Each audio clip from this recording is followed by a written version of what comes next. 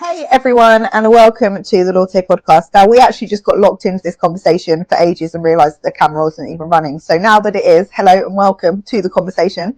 So today we are talking about feuding celebrity families. Okay, so obviously it's a little bit inspired by the recent family drama that's been going on with the Beckhams, which is aired inevitably all over social media.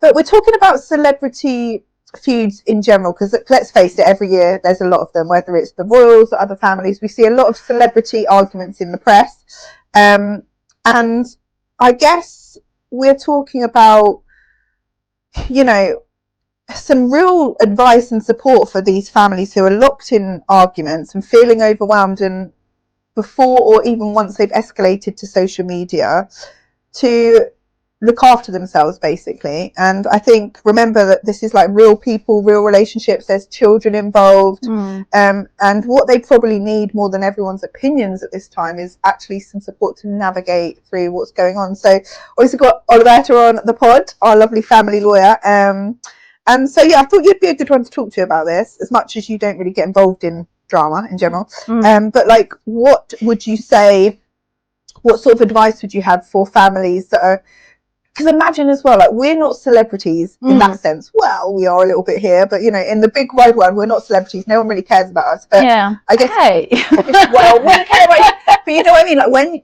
Like, when you are like a celebrity, you have a pressure to, you know, because connecting with the public is your job. I get it. So yeah, so it's like, so what sort of advice would you have them to like deal with that pressure while also looking after themselves? A celebrity family that is going through this. Well, a celebrity family is a family. We just need to remember, and we just need to be a bit more compassionate and kind towards the fact that they are a family. As it happens, they are in the public eye, but it doesn't mean that they don't share the exact same drama, feelings and arguments that we do with our families. We are fortunate enough not to have our dirty laundry aired on the media, Google and whatnot. But they don't have that luxury. It is a luxury, isn't it? The right to a private life. There is an argument. Well, they put themselves there because obviously they have a lot of benefits coming from it. Yes, I agree. Obviously, there is a certain expectation that as a public figure, you need to maintain a certain profile. But let's not forget they're human. They also need to remember that it is okay. We always have those people who judge harshly and they think they're perfect. But we are not perfect. Celebrities are not perfect. They're humans, just like us. It just happens that they're put in that position. So they need to take it easy, not take every single comment at heart, and try and sit back a bit. Maybe just get less tempted to retaliate and react, because it's very tempting when you hear stuff and you go, no, that's not the case. I didn't say that. I didn't do that. But maybe just take a breather, sit back, remember that, you know, everything you say and do will be seen and judged in a different angle than it would privately. Yeah, because I think, like, when we're going through an argument, for example, we have feelings that, you know, they change throughout the day, throughout the week, throughout the month. So when you air that feeling on social media, you can't take it back. It becomes kind of permanent, when it was just a moment and now it's there, and it's like, so you feel stuck with it. So you feel like sometimes you have to live up to what you said, but actually you've changed it. You know, it's like, if I had stuff like when me and my sister, for example, had an argument, if that stuff got, you know, it's like, but the next week we're friends again because there's love there. And it's like, sometimes I feel like, you know, when everyone else gives their opinion, it influences like what's going on within the family. Well, let me I'm sorry to interrupt, but let's you've mentioned the Beckhams. So Victoria and her son would be the and obviously his wife would be the three main ones, because obviously David Beckham he has Victoria's back on all of this, and he's been a bit more held back, whereas a lot of people say, oh my god, the drama. I don't think that's drama. That's just literally two women, two very strong women, by the way. Victoria, she has been this matriarch, this figure who has organized, and she's got her brand, and she's this proud mother. And obviously now her son is all grown up and he's married and he's got a leading lady in his life, as it happens. It's just they're trying to adjust to the shifting that position. Now she's no longer the leading lady, but it doesn't make her the bad guy. It doesn't make this a drama. It's just literally normal. It is a normal thing. And her son now finds himself in the middle, and he's trying to figure out, do I give my loyalty to my wife or to my mother? He doesn't want to be the bad guy. Victoria loves him very much. Obviously, she's a lot of people say, oh yeah, but a good mother would. No, a good mother is a good human. And it's complicated though. It's like we are complicated. We have, like, as a mother, you love your child, you want to be happy, but you also, like, there's so much going on. Actually, I am a mother, but I'm human. Exactly. I make so many mistakes. Exactly. And sometimes, well, I say stuff to my children which I take back. It doesn't mean that I don't love them. It doesn't mean that I'm this bad person. I'm just human, and I learn from my mistakes.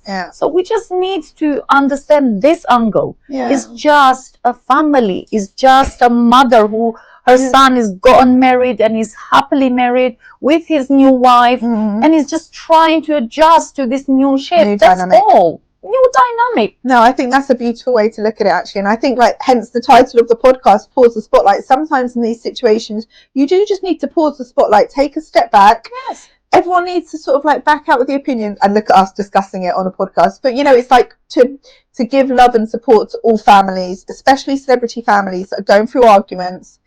So what in this world? We'll continue to see this because they're just families like us. Yeah, and you need to look after yourselves. Oh yeah, that is.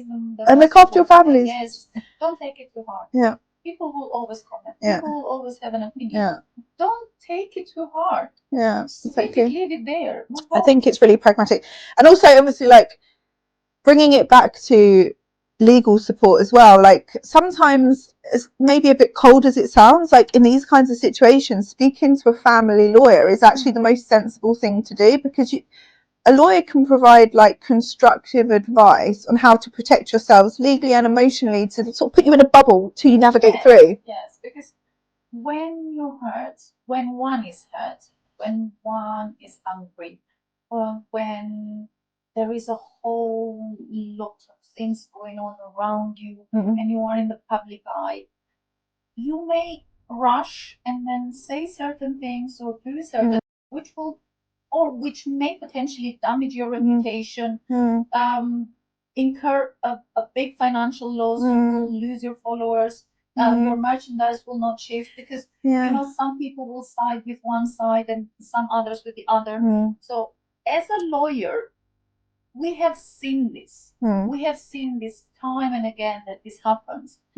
I sometimes have to stop the clients, like, respectfully, because they want to tell me anything and everything. Just yesterday, I had to say to the client, because he had this urge of trying to defend himself and going, yeah, but and I'm like, I understand. Just focus. I've heard this. I believe you. I understand what you're saying. You don't need to over-explain, but just take a sit back. Just breathe. I'm like, I'm not judging you. Girl, you've just made it so, like, let that overwhelm come out in a private room with a lawyer as opposed to all over social media. Because if you're overwhelmed all over social media, it's that you can't. And that's scary. You know, that is scary. That's scary language. When you say something, you know, you're going to have, you know, it's all scary. But I think the reality is, like, whatever's been said or done. Actually, imagine your WhatsApp conversations. Going public. Or you going to a party, getting a bit drunk, enjoying that party with your close friends, and then a few months or years later, your moves. Gosh, horrible. Oh, remember Ashley did that, and you go, but I didn't do it that way. I was messing with the person. It can be so misinterpreted. Find yourself defending something that it was so much fun. I find this interesting as well. Like, when you know somebody, like, you can say stuff to me, right? And I get it because I know you. But if you were to say that to someone who doesn't get you, it could be like, whoa, you're sensitive. It's like, I mean, my WhatsApp conversations aren't that spicy anymore, but you know what I mean? Like, if you read a WhatsApp from somebody that you understand their personality and you know where it's coming from. But when it's just put on social media and you don't really know that person, it can be misinterpreted. Well, that's what I'm saying. I have conversations with what I call them my normal friends, and I have some conversation with some friends which, if they were to be read by any normal people, they would refer us to a psychiatrist. So, I'm glad to be on that list. So great. But just obviously, I know that we don't have much time, but just like a final tips for any celebrity families locked in arguments, what advice would you have from them? Just remember that it's the other side is someone that you love dearly, and you will always love them forever. You have loved them before, you will love them forever. Even if it's an ex-husband, you have lived with them. Yes, the relationship has broken down, but remember you had good times. Remember you have shared stuff. Yeah. So take a moment, sit back, take a pause, then take a few days, because if you sit down, you reflect, like you said, your mind then calms down, and then you speak clearly. You don't speak out of anger, you don't speak out of the moment, but you speak with clarity, and a lot of things that you would have said, you will not say now because they don't feel relevant anymore. I love that. I say to a lot of friends, I don't hear about you saying sorry later on, or you bringing me a gift, because I try to erase the moment, but somehow if you have said some stuff which hit me really badly, some mean stuff, I cannot forget that. It leaves a print. It leaves a bitter taste in one's, and it's just, it doesn't go away. And when you sit down, you go, but you said it though. And you remember it, and it makes you feel ill. It makes you feel. So sit back. Don't do that. And then, just remember. Look after yourself. Go out. Have some fun. Go somewhere. Go get your nails done. Seriously, those little things can really take you to a different place. So, like when you're angry and you go and do something, like go get a coffee, go get your nails done, you feel in a different place. Take a pause. Pause the spotlight. So yeah, on that note, we will be pausing this shortly. But I think just to finish with a final kind of revelation that I had last year is I just stopped reacting so much, and I think it's so powerful. And taking back control, and social media forces you to react a lot, which I do enjoy social media to an extent, but I think it does force you to react a lot when the reality is you don't have to take back control. Well, actually, we're doing this, and this is the final note on this. We are doing this charity projects, and one of my charity projects is doing the 2 hours legal consultations for the community, for people who can't afford it. And it is so funny that you said media never poses.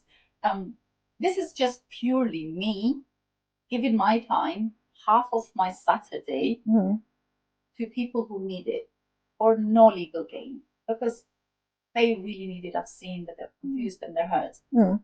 And it's a lot of people who said thank you and they congratulate, and I was like, oh, that's so sweet.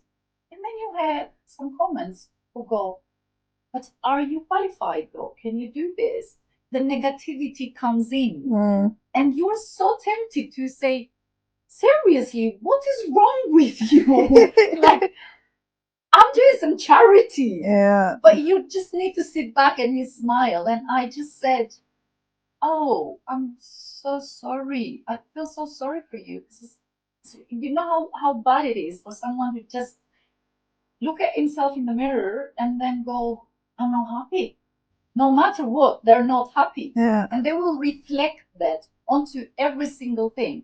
So my advice to celebrities and whoever out there is, look, sometimes it's not about you. It's about them. Some people just won't like it, whatever it is. Enjoy your own moment. Don't take it too hard. Smile, move on. That's it. Smile and move on. Love that. And on that note, we are going to be pausing the spotlight, and we will see you again next week. If you do have any topics or any comments on today's podcast, we'd love to hear your comments and your views on it. And we look forward to seeing you next week. Yes. Bye.